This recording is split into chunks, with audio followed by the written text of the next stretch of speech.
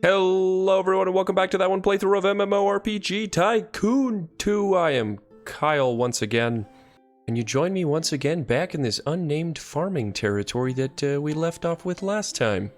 Now, I started to do some initial building of some additional thingy things here. There's some stuff I've been putting into farms. More importantly, I laid a whole crap ton of corn around where our harvester monsters are going to be located. So they started harvesting all this corn, as you can tell, and then they got out of hand. Something's wrong with their programming, and we'll have some quests tied to having to correct that. But I thought it'd be cool to have our players kind of ravage their way through a cornfield that's been, well, ravaged, I suppose. And then I started to lay some more grains over here, and I thought, you know what? No, I'm wasting time just putting stuff in place when I could be recording for the people. So here I am, recording for the people. Which means I might actually do some quest development today. That sounds like a good fun thing to start kind of fleshing out a little bit more here. There's not a whole lot going on in this town, or province, or area, and there's definitely some more fences since the last time you saw. I just kind of started throwing ideas down randomly to see what would happen. Another thing you'll notice now that I've got the actual UI open here is we've got a chance to upgrade because I've placed 2,222 items. I know that drives some people who watch this series a little bit crazy, but that's okay because realistically, like if I did all of these items and I upgraded every time I hit 100, we'd be done. We'd be GG, game over. Like it. So I don't want to feel like I'm cheating the system, as I've said countless times before.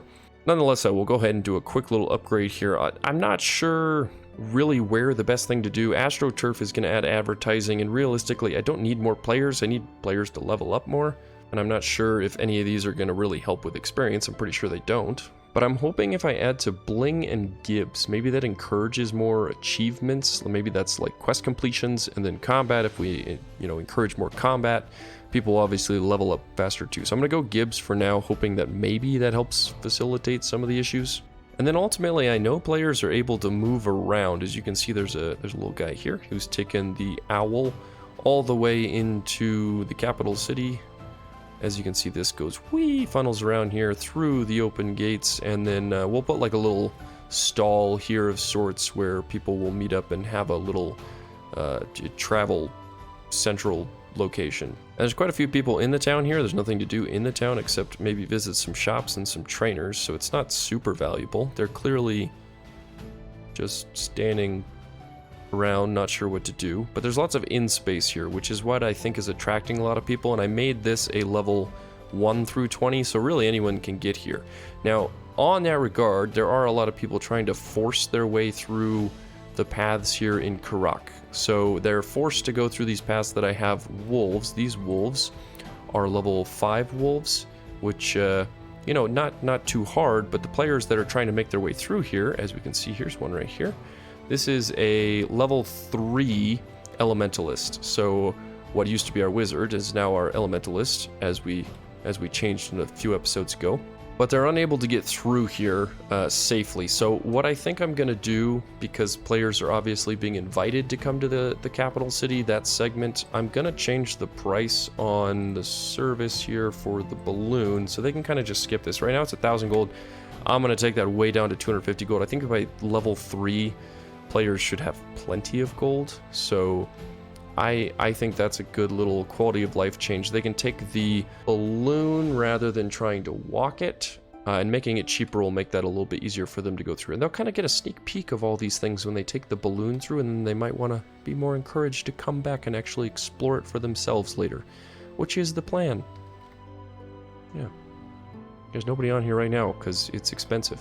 So then that way they can just kind of land here, and then when they land here, they can walk down to the town. They can then take the little flight path here all the way into Valkyrin, because I no longer have it capable of going into the back entrance here, so that everyone has to go through the front gates, get that grand entrance into the capital city. Okay, so I've got the farmland laid out. This is going to be one kind of homestead. This is another homestead. This one, I think I'm also going to add in some like orchard space here. So now there's a little bit of a guided path to get through the farm space that at least exists here thus far. Got a little gap here we'll use as an entryway to kind of walk through the orchard space, as well as from the actual farm ranch, not ranch, it's definitely a farm, it's not a ranch, there's no livestock. And then we've got these lovely scenery trees that have little, like, apples or peaches or something on them. Question is this too tall? I think that's a little tall.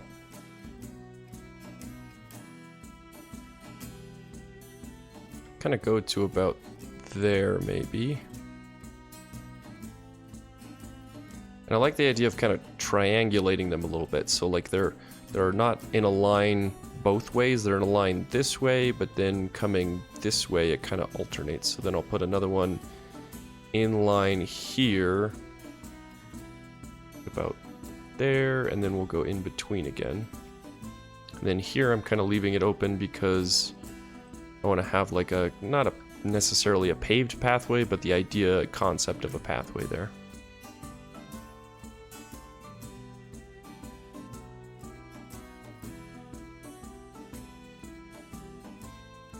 I think I'll just do one more row on top of this. Yeah. I want it to look like overly organized in a way. And then I'll kind of make it so that there is somewhat of a path that cuts kind of around this property. That, so they go from their home kind of out toward the orchard space. They've got this space over here where they've got the cornfields. And then I wanted more of an aggressive concrete wall.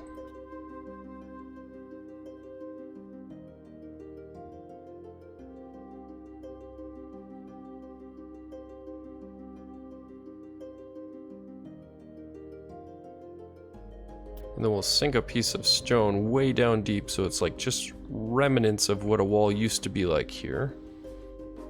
This used to kind of continue, so it kind of creates this like little bit of like, oh, well, I used to be able to not go this way because maybe this wall was not here, or was here a while ago, long time ago. And so it kind of creates this concept of wanting to go and explore over here. And then what I want is some more interesting trees, because I would like there to be a foresty section, at least part of this region to the north. And we're going to kind of create a little bit of a transition into that segment. So like parts of the forest were cleared away potentially here at the edge. Where the orchard now exists, but we'll kind of put in some bigger trees here, growing over the ruins of this old wall, as well as through the entryway here. And this is really the only type of tree like this, which is cool, but also I wish there was at least one more variety. A guy can dream. There's other ones that have like, okay, that's like a swampier one. There's the ones that have the hanging vines. I don't know if I want this. This is very like jungle-y to me. I guess it is a little swampy if you look at the roots at the bottom. The roots tend to be like something that's growing out of water and there's been eroded earth underneath it. I wanted like an old ancient foresty tree look, but we've already used these as the happy-go-lucky trees in Brightwood. Obviously we'll have to reuse stuff later on at some point, but this is very unique at the moment, and I kind of like this this other tree style. Hold on, hold the phone, hold the phone. We won an award. We won an award. Also, Upalette has died. Best quest, that's right. We do have the best quest. Thank you, News Source XYZ, once again for recognizing the amazingness that is Shatter Stone. Okay, back to whatever it was I was doing. Where'd that tree go? Give me my tree back. Actually, this kind of brings up a question. I like the way this is designed, but could I? Oh yeah, we could totally combine it.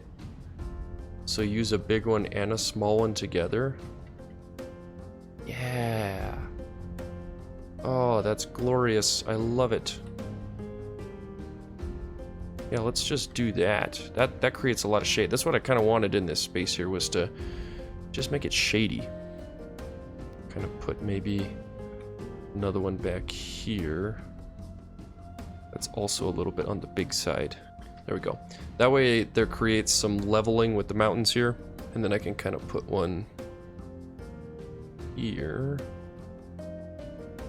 Because we want to have that transition of like, if we're going to have a forest in the next region, I don't want it to be just like, here's a bland, awkward canyon to walk through, and then, oh, bam, forest. We're not going to design this area yet. Don't worry, I'm not getting ahead of myself. be said with absolute certainty. Yeah, I like the way the branches can just look like they're intertwined and tangled, and it's fantastic.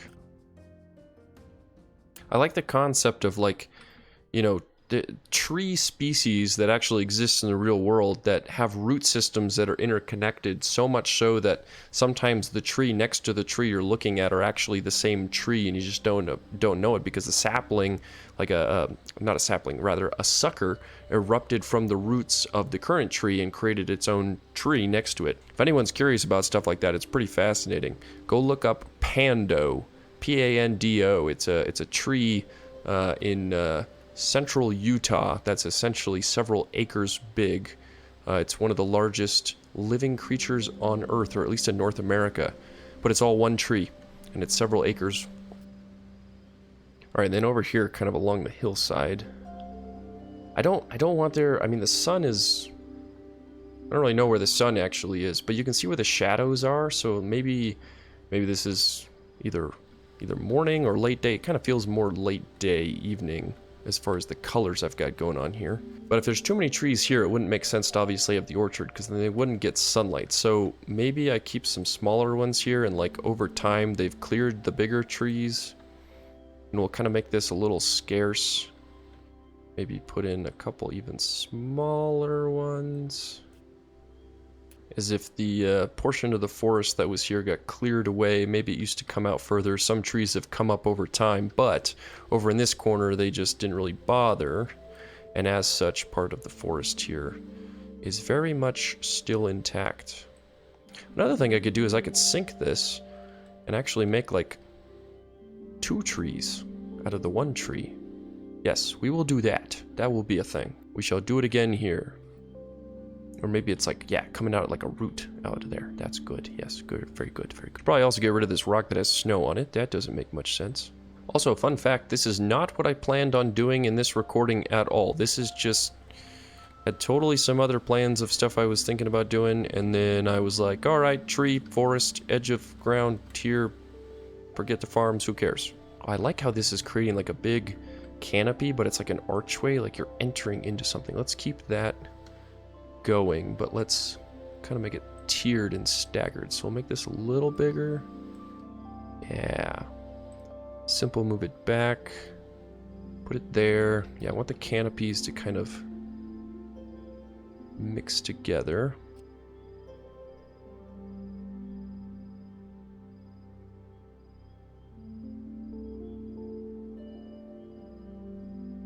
Yeah, that way we can kind of create this mysterious segment here on the edge. There's still a lot of sunlight getting through, so I might need to try to just cover up portions, make sure the tree itself doesn't look like it's in an awkward spot. And there can be, I guess there could be some light getting through segments of this. I want this to more or less be covered up all the way in the corner though. Let's go, yeah, let's go really big. Like too big, just like that, and then we'll drop down low. So we can just take advantage of the canopy covers. There we go. And those will just look like little trees. I mean, they're definitely little trees, but they got some very proud canopies.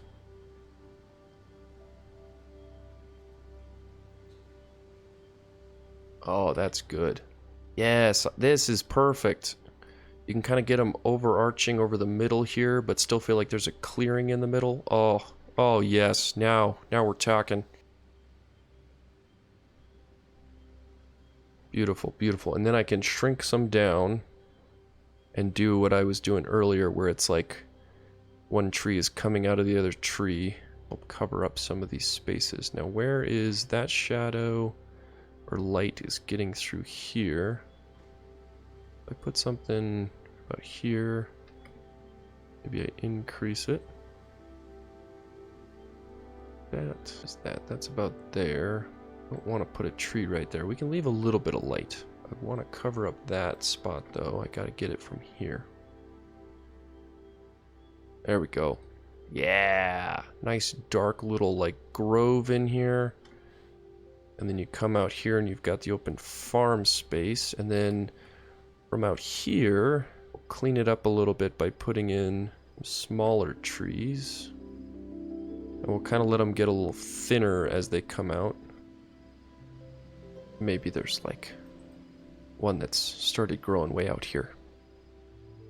Kind of want to add more over the top of this thing too.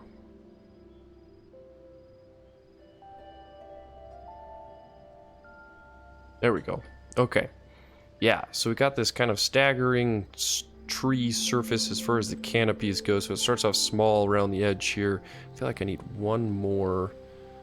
Not too big, but not too daunting, but not too undersized here. We'll just go straight 1.0 kind of tree right here. That way all the kids who live in here, grew up in this area, have the legend of the daunting, scary, spooky forest you're never supposed to go into on the edge of town. It was kind of cleared away for some orchard space, but then it opens back up into the continuation of the forest here into this region, which we will forestify at later dates. This is good. I like where this is going, because I wanted something that would help with the transition on this side, and I wanted to be able to hide the bandit zone that we put in the corner there anyways. Outstanding.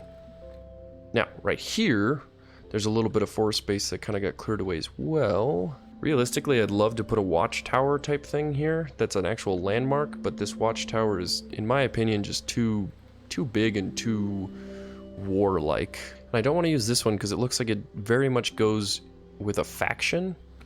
However, I do like this building type, and as I threw the respawn point down here that goes with this building type, I am very interested in putting some of this building type as part of the mysterious thing that's going on in the corner here.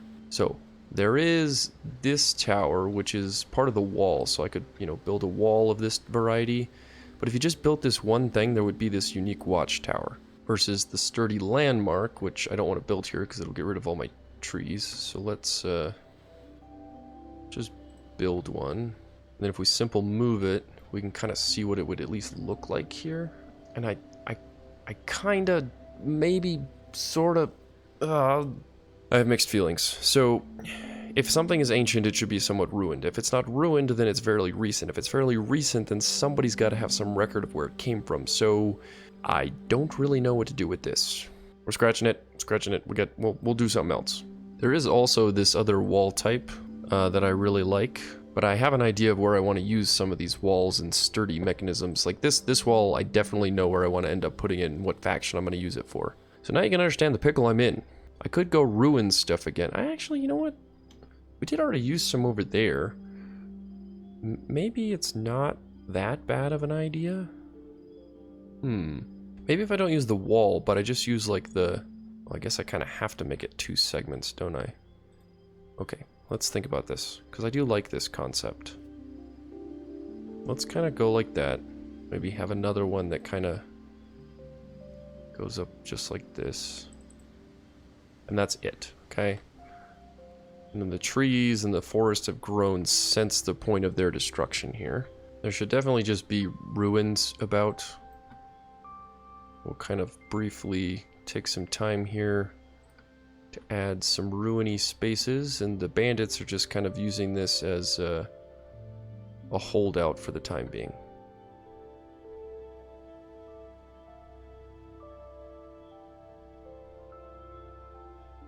And I want the bandits to be doing something they should not be doing. They have discovered some kind of weird clerical summoning circle of doom. We're going to put the summoning circle of doom.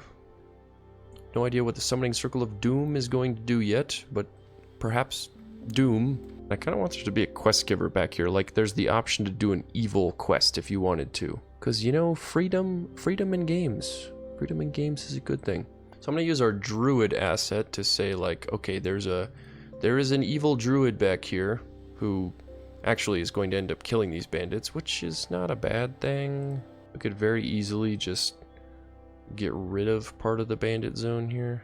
That way there's obviously the bandit zone, but the bandits are working with this person, but obviously to make it a quest giver, I gotta make it separate, because the quest giver is technically a quote-unquote good guy character NPC, and so they're gonna kill the enemies. I had a hard time just finding all the rune stones. They're right here in front of my face. Okay, so we'll kind of create like there was an ancient summoning circle here. utilizes some runes. This one got dislodged by a tree at some point long ago. Yes, now we are talking. Ooh, I have no reason to necessarily put this here, but I like this snake skull, so I'm just gonna make a tiny snake skull.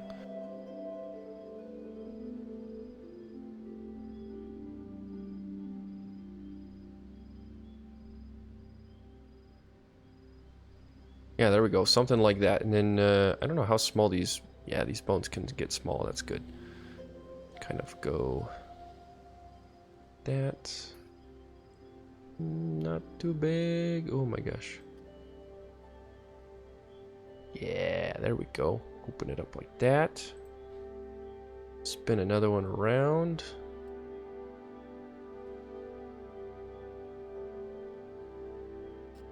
Yeah, there we go. Nice kind of evil, crooked shenanigans going on over here. And the, we'll just say that all these bandits are kind of like cultists, and they're following this evil druid who happens to be up here trying to summon some great evil. Typically that's what evil druids do, they summon great evil, or those who summon great evil or tend to be very evil people. Put up some kind of quirky symbols and stuff here too. This is the cult of the evil druid. Stay away. Oh, this is even better. What is this thing? What is this thing? Oh, it's fantastic. What else we got here? Why have I not seen this creepy thing before? Isn't there other stuff like this that I'm missing? Well, there's crypts. Oh, that's spooky. I guess it's not really a crypt, it's a coffin. There's a difference between those two things, Kyle. Oh, we can do some creepy roots too. We need creepy roots everywhere. Line to surface. Creepy root. Yes, creepy roots. Creepy roots are a necessity.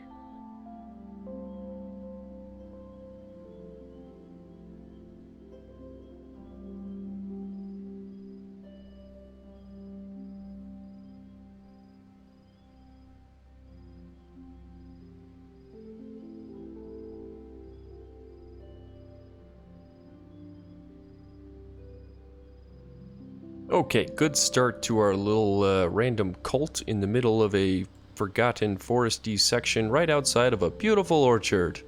What could go wrong? Yeah, really, if you live on this plot of land, you've got a lot of issues right now, and I'm sure the property value is suffering considerably. Yeah, that's looking pretty sweet thus far. I think I might leave this just as a little meadow space. I'm not sure what for exactly, but we can figure that out. Now, over here, I had started to put in a little barn space here with, technically, yes, this is a trebuchet, but just like I did back in Brightwood, I'm going to use this as a crane. And I will happily admit that I'm actually stealing this from the somebody on the Discord. People on the Discord, not my Discord, the MMORPG Tycoon 2 Discord, have done some pretty sweet things. So I don't remember who it was. I'm sorry. If you watch the channel, please just tell me that it was you who did this. But I saw somebody take this, use it as a crane, like I've done before, and a lot of people have done before. But they put the hay bales on the crane, and we should be able to just kind of level this out a little bit. I'll shrink it, I think, as well. And yeah, you just create this fantastic little piece where now you're saying, okay, we've got a crane because there's stuff up here on the top floor of the barn, so you've got a way to get it in and out of the top portion of the barn. Fantastic. Because normally, I shouldn't say normally, but barns do sometimes have little pulley systems kind of coming off of here where they raise and lower stuff for storage in the upper portions. I just thought this was a fantastic idea. So we're going to do this, and then we'll kind of take the hay bales, we'll stack up a couple extra ones down here. We want like, we want some carts, I guess, but I don't want the carts to be too big, but they gotta be somewhat big to manage, obviously, some hay bales. So we'll put one there like it's being loaded. We'll put another one down here like it is prepped and ready to go. That means it will undoubtedly need the greatest mount in all of Shatterstone. Excuse me.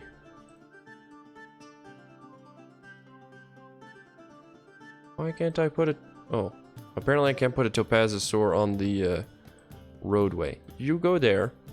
You have fun. You're the mount that gets to live right there. You're gonna take that cart when it's ready, and perhaps this cart too. I'm gonna get the hay bales back and resize them. I don't know how big I was. This is too big, so. Whoop. That looks right. Please place on object. Ooh, yeah, we'll kind of slide it in right like that. There we go. And we'll put one in here. If I can get my thing in there. Boom, just like that. Okay, Topazosaur, you go ahead and take that hay to wherever the heck is that you gotta take it. And then if I follow the road here, I want to make another one that's like on the road. Maybe along here. We could use a little something going on here. Just put the hay there for now. Looks like about the right size. Maybe we gotta go slightly bigger. Go slightly bigger. There we go. I'm gonna put this here. And like any good RPG, we've got to have a broken down cart quest. What would an RPG be without a broken down cart quest? It would be an RPG, that's for sure. Okay, and then I'll just take this and we will simple move you into said broken cart. Bada bing, bada boom. I have a very sad, upset Topazosaur who no longer gets to pull his broken cart. And then a very frustrated farmer slash local. Actually, wait, no, hold on. You should be a quest giver. There you go. We'll just delete this guy real fast. Okay. So now we've actually got quite a few quest givers. Ooh, that's a very pretty shot right there. I think we might have found the thumbnail potentially. We shall see. Well, actually, if you're watching this, you probably already know what the thumbnail was. So maybe this was, maybe it wasn't. Who knows? Okay, so we got a quest giver there. I'm going to put another one over here because there should be quests, obviously, kind of, you know, helping direct you to the fact that there's an issue with said cart. And this is the cart's owner, because this is where all the hay's coming from. I'll just put a guard version here as well of the local little person. And then I'm going to put some... out here. As if they were trying to... they're going to be trying to potentially get rid of some more... hay or harvest hay or grain, or they harvest the grain. How about this? They harvest the grain and then the stalks they use for hay. The hay gets used for things, whatever you use hay for. Bedding? Is it animal bedding mostly? Do animals eat hay? Yes, they eat hay. They use straw for bedding. That's what I'm thinking of. So the grains, they're going to take the grains. The grains are what the people are going to eat, obviously. The grains get sent up to the windmill to get ground down into ground grain to make bread, and then the straw is what's being packaged in the bales, sent off to wherever it's being sent off to. Which means there probably should be carts here too to help transport the grain. Anyways, I want to put some locals here as if they're trying desperately to deal with the wolves. And if we notice here... Oh, you were able to kill the wolf? Well, what the heck? Oh, you're level 16, that's why. Okay. So here's what I did with the locals in the background when no one was watching. Go into NPCs, we go into the local. I gave them 3 base health and base speed of very slow of 4. So they're really basically useless. And then I had some fun with their abilities. The first one's called Call to Arms. It deals 0.1 damage. That's it. Maybe I should do longer cooldown on this. Will make them not as strong. The idea here was even if they leveled up, or obviously when you place NPCs, they're 10 levels higher than whatever the base level is for characters that are traveling through that region. So I want them to be really, really weak, but they're still going to scale up as a level 16 character would in this region. The second one here is Panic and Run. It just gives a slow to the enemy so that the peasant can run away. And then the last one is, well, maybe I can. Maybe this peasant thinks they've got some magical abilities like all the fun characters they've seen running around, so they're going to run up and attempt to punch the enemy and do absolutely no damage and instead just generate rage in the enemy, which is, I just thought, funny. You just piss off whatever you're punching. So these guys do essentially nothing, but as I said, because they're level 16, this is a level 6-7 region, these are going to be higher levels. They're still going to be able to take out the enemies at some point. Yeah, they're still able to fight them because they just deal overwhelming amounts of damage. But I just thought it was funny to make the peasants weak and relatively useless in theory. Should probably make a little road going up to... Oh, not that one. Up to our windmill as well. There we go. Now it's like a true Skyrim homestead where there's a little house and then there's always a windmill and then there's people complaining that somebody stole something or they need help picking cabbages. Oh, we can actually plant more stuff up here. Maybe Yeah, maybe I'll do that. This will be like the grain. This is their cash crop, and then up here we can kind of plant like, I don't know, maybe this is where the cabbages are, potatoes and whatnot that they use for their own food consumption. They live in this very tiny house. Actually, was this, no, that was the work area. This is the house, I think, for this. So maybe this, do you own this place? Maybe you should own this place. No, you're a druid. I don't know. I don't want you to own this place. In fact, I don't even know why you're here. I think I meant for there to be a druid here. But I thought I wanted them to be... I thought I wanted them to be a quest giver. Get rid of you. Let's do a random druid quest giver there. We'll interconnect all these two down the line. There needs to be a quest giver here. So we'll do one quest giver here, and then we'll do the same kind of thing where there'll be some of the peasants, farmhand workers that are guards. And then this druid I put here, I'm gonna get rid of also. And then, like, I naturally want there to be other NPCs, so maybe... I want there to be a bandit. Let's do a little Angari Ranger here. This is not really an Angari Ranger. It's like, we'll say it's a young girl who lives on this farm, and she dreams of being an adventurer one day. So she dresses like some of the adventurers she's seen traveling around. But she needs to be playing out, dreaming of going on adventures. So she should be over here, staring at the big spooky forest she knows she's not allowed to go into. Okay, and then back to this area that I spoke about before I started putting trees in. Then I got sidetracked by something else, and then we built a whole cult over here in the corner, and then made a broken cart. This should be a kind of not a checkpoint like I had in Zephyr, but like just a little imperial outpost of small sorts. So naturally, there should be a quest giver again. But I'm gonna use... Let's use just the town guard quest giver. Doesn't have to be anything too crazy and important over here. And then let's do, as far as guards go, let's put one, no, not an Angari Ranger. Let's not do that. Let's do a Zephyrians and then some regular town guard scattered around here. You are gonna go bye-bye. Okay, so we got them, and then we're gonna add, because there's some ruins here as well, let's add, like, there used to be some kind of watchtower of sorts or something here. Is this pretty flat? This is pretty flat.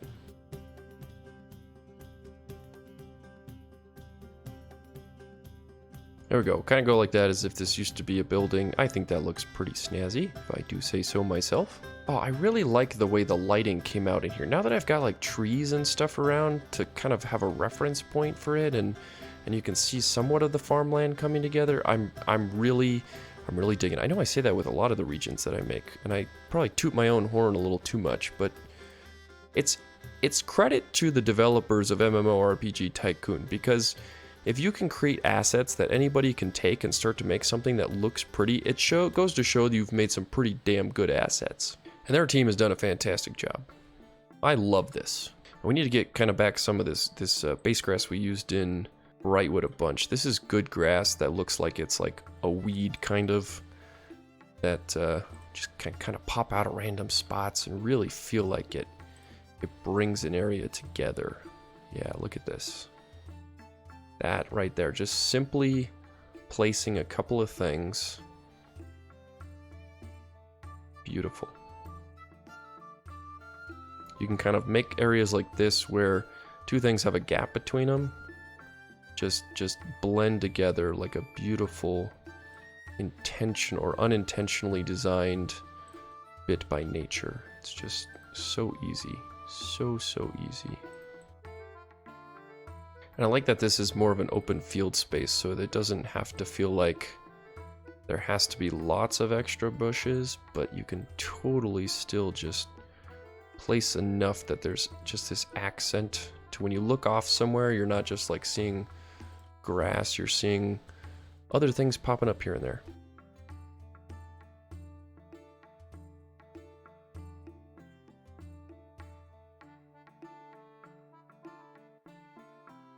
We should just add a little bit of flowers here too. A little bit of flowers, some color to it. It's like Bob Ross would say, we're just gonna put some happy little trees. We're gonna put some happy little flowers. Happy little flowers there. Spin it a little bit. Happy little flowers there. Oh, look at those happy little flowers. Fantastic. we should put one more little happy flower here. Little happy flower. There we go. Oh, it's like, oh, no, that's good. That, just enough accent. Let's just, one more happy flower, and then one more, just one more. I'm getting obsessed with the happy flowers now. Happy little flower. There we go. Oh, yes, it's adorable now. Like, this is one of those areas where I didn't want to go too much with the, not debris. Debris's not the right word, but the kind of the accent bushes and ground cover, because you don't want too much in certain areas. And this is grasslands, and so this is grasslands that was converted, like prairie surface that was converted into farmland, and this is kind of how it should feel in its natural state on the edge of the forest. And then it would have like these little patches of grass and maybe some wildflowers if it was all growing naturally on its own. But it's been torn up, it's been plowed, it's been utilized by people for generations at this point. Heck, at this point, maybe this will be the thumbnail. Just happy little flowers in the thumbnail. Yeah. Anyways, moving right along. Okay, anyways, let's go back over here for a little bit. Wanted to make some subtle fencing along here. So just gonna make this nice and easy. Go like that. Just to add a little bit of character there. And we could probably do kind of the same thing here. So we'll go around the back. There we go. Things will come together once there's more scenery. And then I'm gonna kind of do the same thing up here, I think. And then, yeah, I kind of left this gap up here, right at the corner here, where this fence should meet. I left it open because I'm thinking I can do something up here, like, not necessarily meant to be hidden, and I can only build so far up the mountain, I'm pretty sure. Like, if I go into terrain here, I could, I guess, go like forest. I'd be willing to bet that where that black line is here, yeah, so if I'm here versus here, it says not in current region, so I'm assuming that means players can kind of go all the way up into this space somehow if I were to put something there. So I'll leave those lines there just as some guidance, but I'll keep that in mind.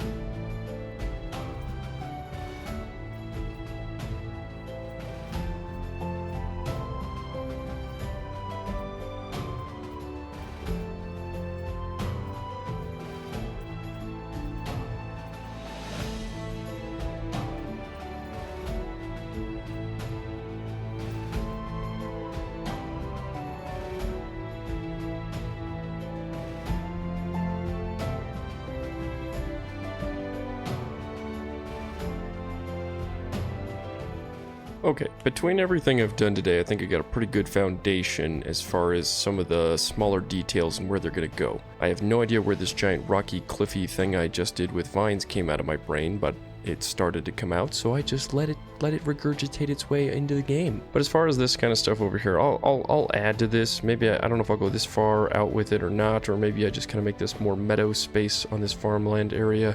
But we'll have to expand, obviously, the grain section here. We'll continue to detail through here. There's probably going to need to be quite a few more little bushes and stuff just to bring some more life to this area. And then we've got the whole other half over here. Which is obviously going to be more farmy land, but we'll have to see what else we can do with it. I don't know what's going on with these ridges, but I kind of dig it, and you know, maybe there's something else we can do there with that. That'd be interesting. But until then, that will have to wait until next time. I have been Kyle. This has been that one playthrough of MMORPG Tycoon 2, and I hope you have a wonderful day. We'll see you next time.